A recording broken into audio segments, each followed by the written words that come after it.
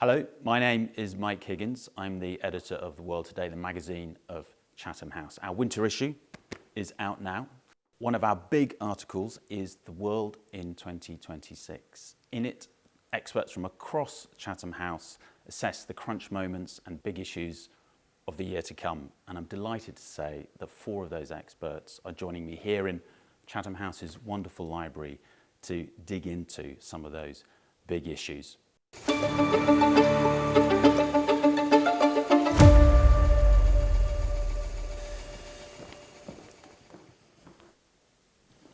Welcome. Before we start, I wonder if we could take a peek into each of your diaries. Sanam. What I'm watching and anticipating is the move from the current phase 1 of the Gaza ceasefire into phase 2.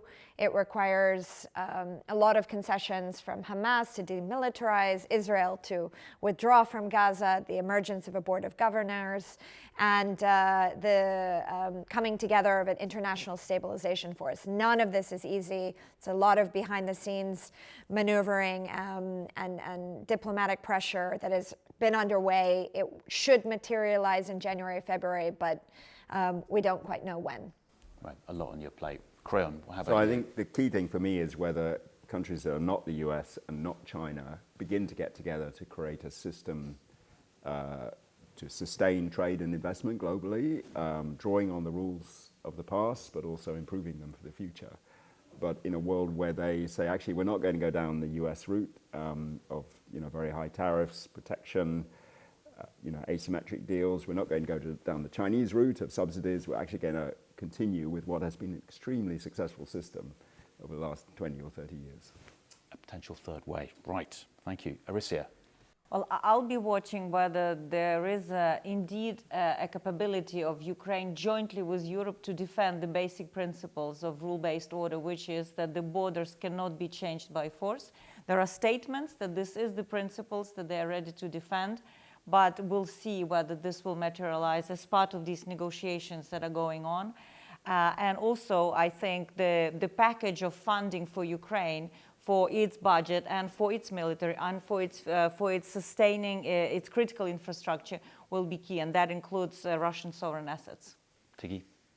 So I will be watching first in January already. We start with critical elections in Uganda as well as then Ethiopia, Somalia. And also there is the UK will be hosting the illicit financial flow conference in June, which is quite a significant moment for and big topic for many African countries. Obviously, the actions of the Trump administration are going to loom large in 2026. My colleague Laurel Rapp is in the United States. Iona Allan, the assistant editor of The World Today, spoke to her earlier. Hi Laurel, thank you so much for joining me. We're approaching the end of the year. It's been quite a whirlwind already, defined I think principally by Trump's return to the White House. Can we expect more of the same next year? We have seen bold pronouncements and big promises from President Trump, and the question now over the next year is whether he can both deliver on those promises but also navigate some pretty tricky headwinds ahead. I'm going to be watching for a couple of events over the coming year. This spring, President Trump will travel to Beijing to begin to try to reset relations with China. And so the question to watch here is, what will Trump do on China? Will he be able to reset that relationship? Will he be able to manage a volatile global economy in the face of tariffs? Will he be able to mediate new conflicts that he is seeking to do and help to manage the conflicts that he claims to have already resolved? Will they reemerge? Questions in looking now to Latin America and the troubled waters off the coast of Venezuela and in the Caribbean, will that be a major flashpoint in the year ahead? And so just going back to what you said about China, obviously this year, 2025, Trump has really pitted himself against Xi Jinping and China more generally with tariffs. Do you think there's going to be a détente next year? Is there any chance of that? Or do you think it's going to be sort of more of the same? You're right. He has pitted the U.S. against China with some economic measures, but we've also seen instances in which Trump has really softened his tone. and offered concessions to the Chinese. I'm thinking about a CHIPS agreement Trump enabled to allow advanced microchips to go to China to build their AI infrastructure. So we don't really know where this relationship is headed. Trump and Xi had some narrow areas of agreement that they've hoped to work on exports of certain U.S. crops into China, working together to stem the tide of opioids that have been devastating some American communities. And the question now is whether they can build on this, build trust, their teams can work together over the coming months to offer a broader framework, to offer a broader set of areas of cooperation, which we imagine will be on the economic side. That is what Trump's national security strategy said, that this is going to be both an economic competitor, China, for years to come, but also promises to have a mutually beneficial economic relationship. Buckle up, it's going to be a busy roller coaster every year. Thanks very much, Iona. If we could talk about China for a second, Creon. You write in The World in 2026 that after years of relatively sluggish growth there, Beijing could be compelled finally to undertake measures to boost domestic consumption in 2026. But I wonder what rides on that decision in terms of the global economy? Why should the rest of the world care? I think the key thing is the Chinese authorities' current strategy, which has really emphasized strengthening their industrial sector, boosting competitiveness, both in terms of replacing imports of industrial goods from overseas, particularly cars, but also expanding exports abroad. I mean, it really doesn't make sense as a long-term economic strategy, because as we've seen with the announcement of $1 trillion surplus in China, export surplus, this is just not sustainable over a long period of time. I mean, essentially, in the short term, it means that China accumulates more and more foreign exchange reserves, and they will be anxious about how those foreign exchange reserves are invested, what may happen to them. But also, it means that countries will increasingly put protection against China, partly, I think, justified on the basis of subsidies that they see China as having applied in the past, but also just because they are desperate to protect their domestic industries. So the solution essentially is two things, really. One is that China allows its exchange rate to appreciate gradually over time. And secondly, that to avoid that creating a sort of depressive effect in the domestic market, depressing demand, they boost domestic consumption. And this is sorely needed because house prices are falling, domestic consumption is low, there's a lack of confidence and so forth. So those are two things that are needed, boosting domestic demand and appreciating the exchange rate, and that would resolve both the internal problems and the external problems. I mean, the complication for this is that China also has this kind of very strong security concern about being dependent on anywhere else for industrial goods, particularly on the US. And that's partly what's driving this overriding focus on strengthening the industrial sector. But it, frankly, over the medium to longer term, will weaken China. So, I can see in some sense that they may want to avoid being too dependent on the US. But in a way, they have to develop with the rest of the world an arrangement in which they are both importing as well as exporting. The next 5-year plan is going to be formally announced in March 2026. Did you see anything in the sort of unofficial readout that we just had at the end of 2025 to suggest that we're going to get any of the measures you've just... I think it's unclear what's going to happen. I mean, and there's a lot between now and that point. I think there's also, I mean, one of the key questions is, and this is a broader one, about, what is the rest of the world, not China, not the US, going to do in response to this situation in which China is, competing in a number of respects unfairly, and the US is bullying its closest allies. What do? Do you actually say, well, actually, we'll continue to focus all our efforts on managing these two, or we're going to put some of our effort into collectively creating a space where we follow the kind of rules that we've had in the past and improve them? And I think that will be the really key question for 2026, as to whether that bigger group of countries gets together and develops their own sort of trading space. Thank you. So we're approaching the 5th year of war in Ukraine, Russia's full-scale invasion. This is a very open, broad question, but how hopeful are you that we will see an end to the war on terms that are at all favourable to Ukraine in 2026? Yeah, I'm often asked that question, you know, how hopeful, and I find it very useful to make a distinction between hope and optimism. And actually that distinction was offered by Václav Havel, who said, you know, an optimist is somebody who thinks things will turn out well. And a hopeful person is somebody who thinks that there are right things to do because you believe in some principles, no matter how it turns out. And I think this is where Ukraine has been standing together with European allies this year, that there are a set of actions that are necessary to do no matter how things turn out, no matter what Putin's whimsy will be, because we all know that the keys to ending of this war are in Kremlin.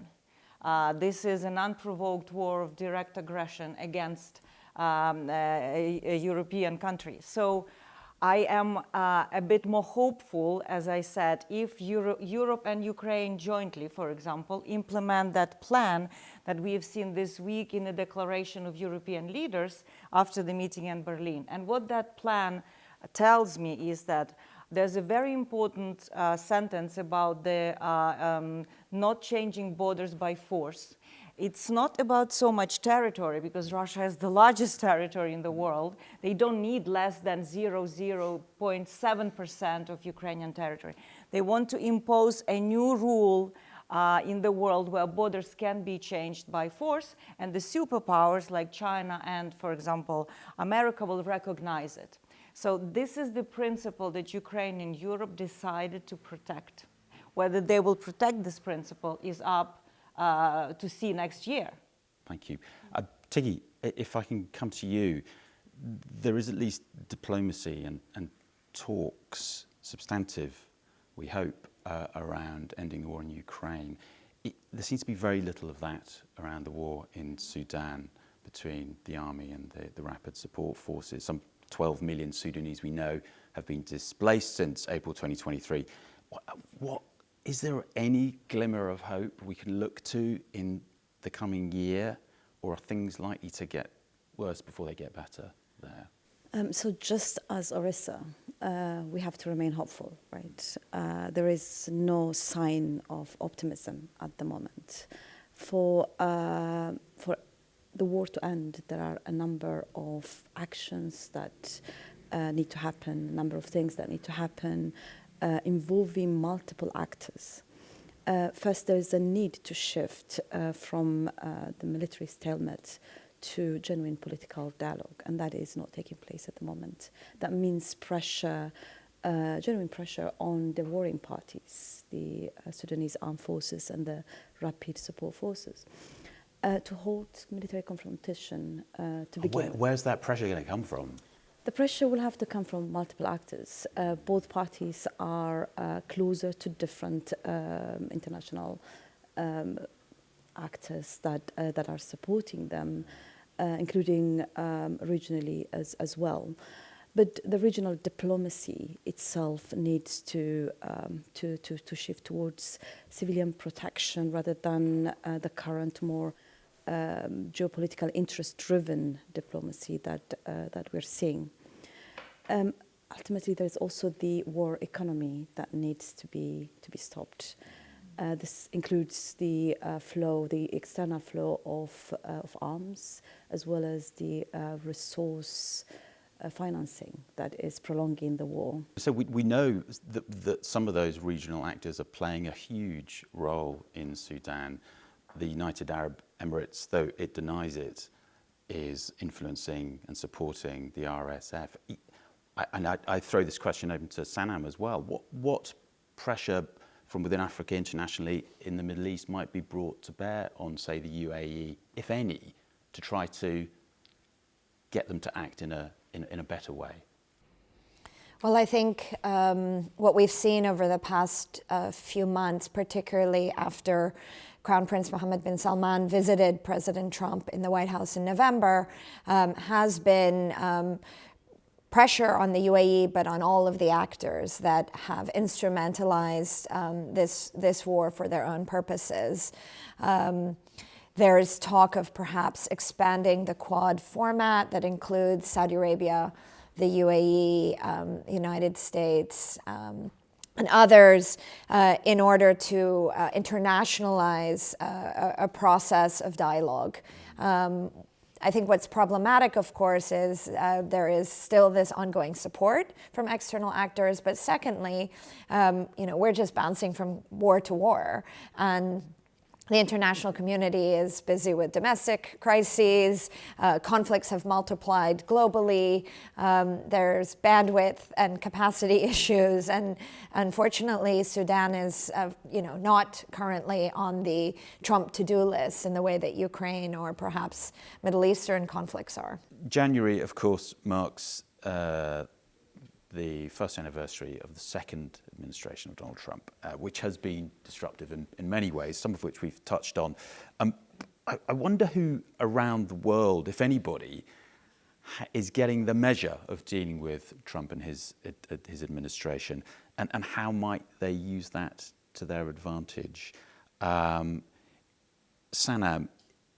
Prime Minister Netanyahu of Israel has, with some exceptions, got what he has wanted from America. How might that relationship develop in 2026, which is, of course, an election year in Israel?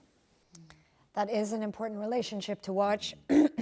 Both leaders are actually meeting over the holiday period in Florida. They're having two meetings before the new year, perhaps to align on the multiple conflicts that Israel is trying to manage. Of course, there's Gaza, and President Trump has been critical of Israel's continued strikes in Gaza, and he makes that public on social media. The other file to watch is Lebanon and the aim to demilitarize Hezbollah, and Israel's continuous military activity in the south remains causing fragility and deep worries that another war is coming in 2026. There's Syria as well, another border area where the Israelis have taken territory in Syria, and also there too continue to strike, much to the dismay of President Trump, who is looking to stabilize the new Syrian government, who is pushing through unprecedented sanctions relief. So that is a relatively productive relationship, but for Netanyahu in this critical election year, I wouldn't say that's the strongest one in the region. Actually, it's Gulf leaders in Qatar, in the UAE, and in Saudi Arabia. Those three leaders are more Trump whisperers and have learned to manage the president, appealing to his transactional instincts with deals in the region, but at the same time working bilaterally and collectively to send strong messages to the president that Israel's military activity is causing broader instability across the region. Orysia, if I can come to you. President Zelensky has dealt with Trump and his team perhaps more than anybody else, and at a more critical level than anyone else over the period of his administration. What do you think he's learned, and how might he apply that in 2026? What aces might he have up his sleeve? When we think about the journey that Zelensky had to go through with Trump, I mean, I admire his stamina. I think this is something that all of us has to learn from Zelensky, that you don't react emotionally. You try to find the right language and approach to Trump. And something I would like to remind us is that minerals deal that Ukraine has signed with America. This was one of the first cards, as Trump likes to say, that Ukraine put on the table to speak his language, a transactional language as well. What do we have to offer? Zelensky was trying to offer minerals, also drone technology. It was quite interesting when that infamous 28-point plan that Russians mastermind with Vitkov in Florida was put on the table in Ukraine. The US and Ukraine was supposed to discuss drone production. So Russians also managed to upset that. So I think that also what Zelensky is smart at using other European leaders together to talk to Trump. So Giorgia Meloni, they have very good relationship. Trump likes Meloni, so he uses her as an intermediary. Stubb, the Finnish president, playing golf with Trump. So all of this, and they do it as a coalition. And do you see a moment early in 2026 where he's going to be able to push that a bit more with Trump? Bring that coalition together? Well, I think on the minerals deals, that's one example where Americans were pushing a very disadvantageous agreement, and Ukrainians were able to improve it substantially. Tiggy, who's got the measure of Trump in Africa, if anybody, and how can they show that in 2026? So look, for African countries, managing more transactional US effectively means diversification. So basically, having that tactical engagement with the US while at the same time deepening ties with others, having more options. The trade relation with China matters, and also diversifying trade with Gulf states, as we've been seeing, as well as others across the world. But Europe also becomes quite important in this,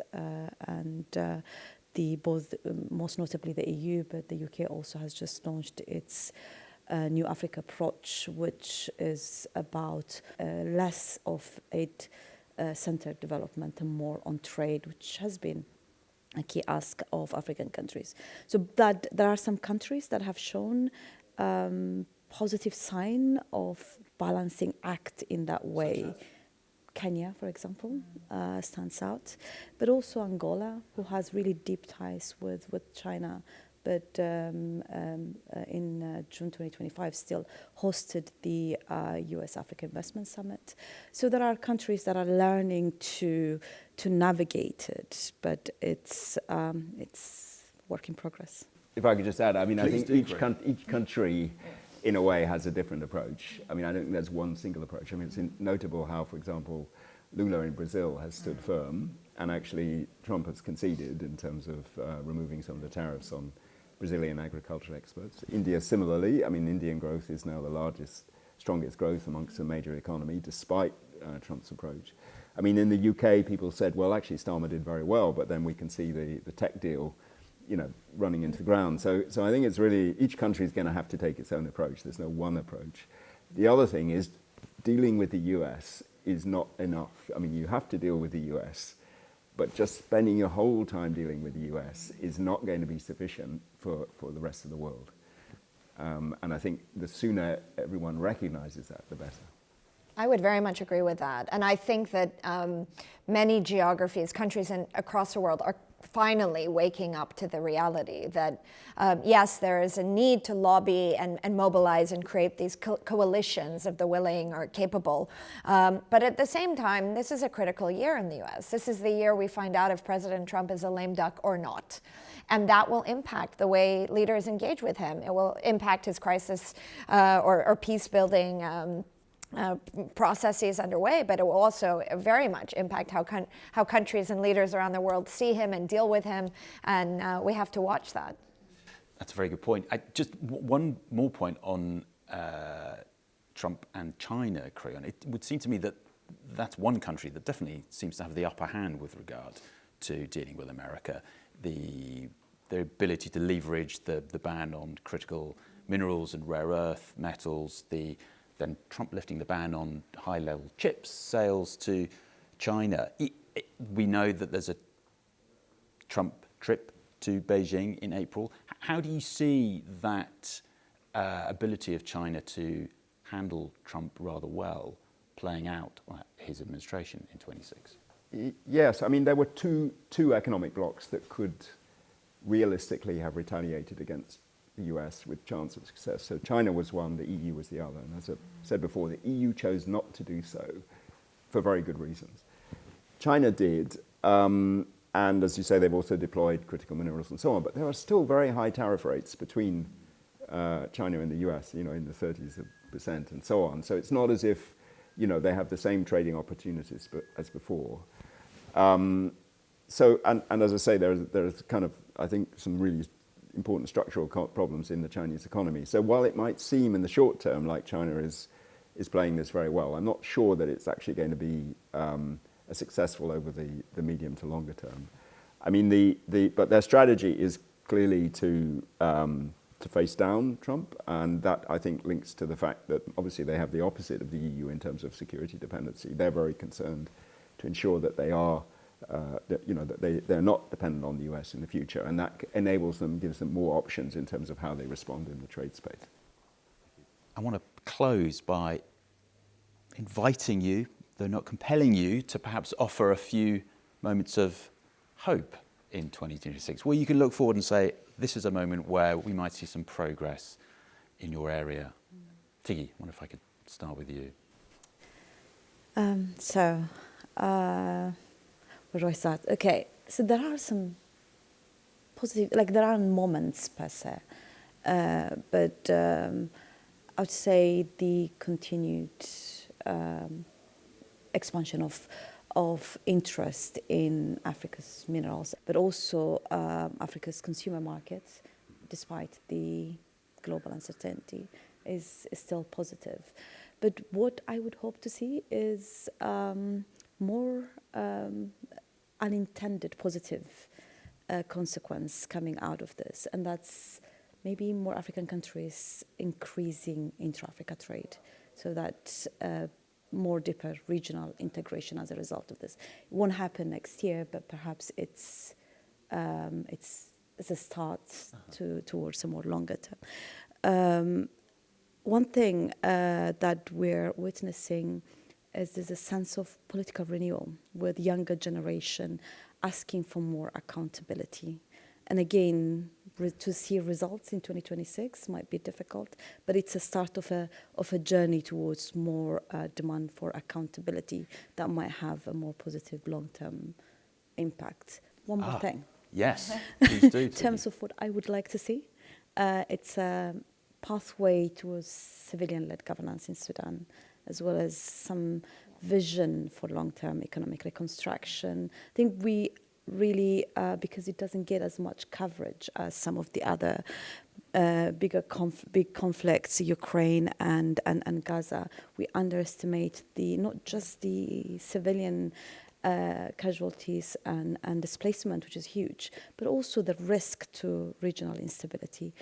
Without a pathway for more civilian-led solution, I think there's a huge risk for the region. So that's what I would like to see in 2026. You know, my hope is that the world democracies actually prevail in that race, because Ukrainian cities cannot sleep, because I looked at the statistics throughout the nearly 4 years of war. Ukrainians downed nearly 100,000 of drones. Can you imagine that? And that is what has been calculated.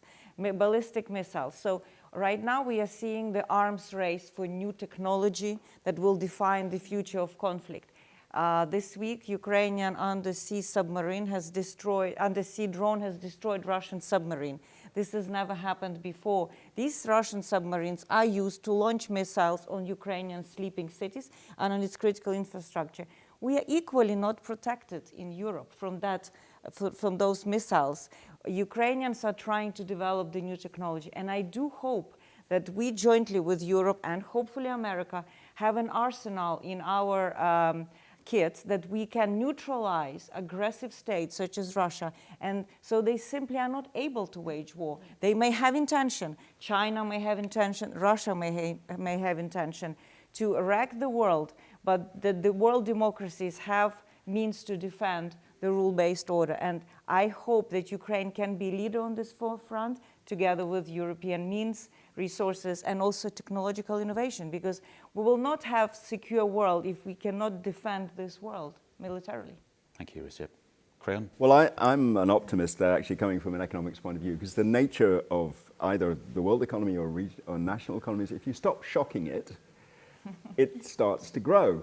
And so, to the extent that in 2026 we have less uncertainty, maybe because Trump loses some steam as a result of midterm elections, because he doesn't want to have any more economic damage to US Supreme Court decisions, we'll see. Or just because, he just runs out of steam, and therefore we have that greater stability. we will, see a stabilization in the economies, and growth will it is going, but it may strengthen further. I think the other thing is technology. So I'm a real optimist about the impact of AI. People have all kinds of concerns. It's true, but most economists, I think, tend to be optimists in terms of it being an extra tool. Like many other tools that we've had have disrupted things, changed the nature of employment and labor, but fundamentally improve our growth prospects, improve our productivity growth. So that's my two reasons for optimism in 2026. Thank you, Creon. Sanam, I invite you in a particularly difficult area to address that. It may be hard. I'm not an optimist, I will confess. I would like to be hopeful. What I am is a realist. And what I would like to see in 2026 is much more Middle East coordination and alignment to manage all of these conflicts and to develop proper processes to also settle them. I don't want these conflicts to get frozen where they are, because if they remain as they are, we will be in cycles of instability for quite some time, and that's what got us to October 7th, and that's what got us this Gaza war, as well as everything else that we've seen for 2 years. What I am watching, though, with caution are the Israeli elections. I don't expect phoenix to arise from the ashes, but if Netanyahu is reelected, that will tell us a lot about what to expect in the region. And if another candidate emerges and a new coalition is built, and one that speaks a different language, one that seeks solutions, one that actually seeks regional integration, if not normalization, that will also alter a lot of the direction of the region. Thank you very much. Well, that's it. You'll look ahead to 2026. And thanks very much to you all, Tighi, Orysia, Creon and Sanam, for giving us a glimpse into what we can expect in the following year. If you want to read all of their contributions to the magazine, please go to theworldtoday.org and indeed explore options to become a member of Chatham House at chathamhouse.org. Thanks very much indeed. All done. Great. Thank you. Yay.